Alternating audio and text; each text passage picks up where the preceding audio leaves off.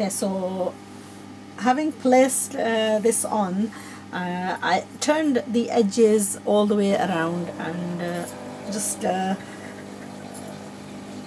slowly ironed all the contours, sort of turning all the edges in.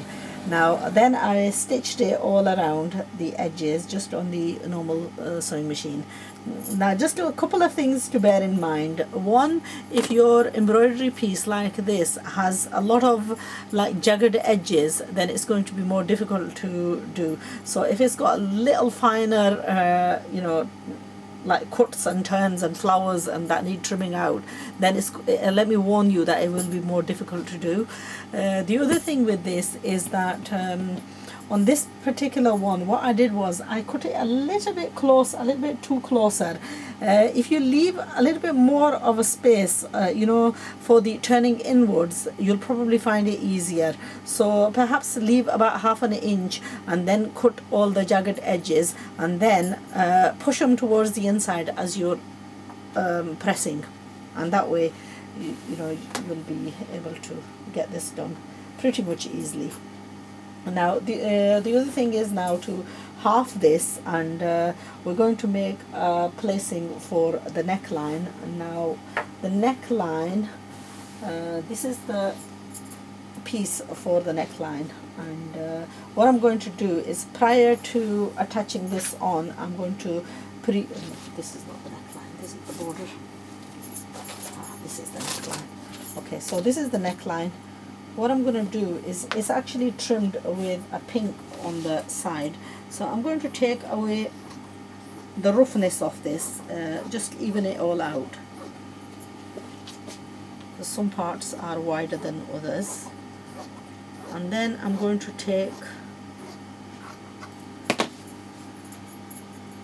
some pink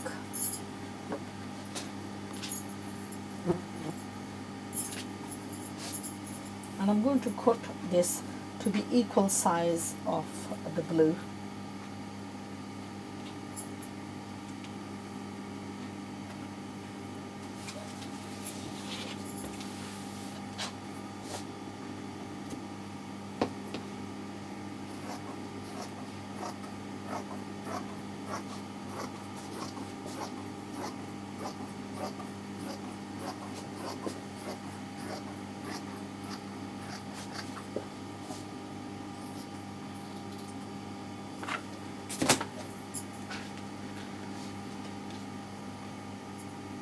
Now I'm going to be attaching some loops to this as well.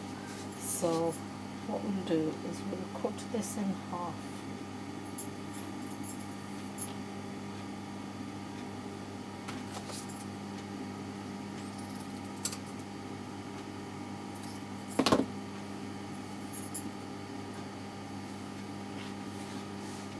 And I'm going to add the loops to this before I add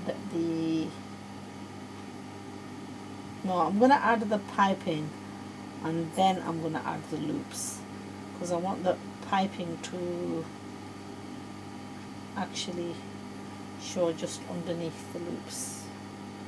Yeah. So we're going to create the piping out of this, just half this as well.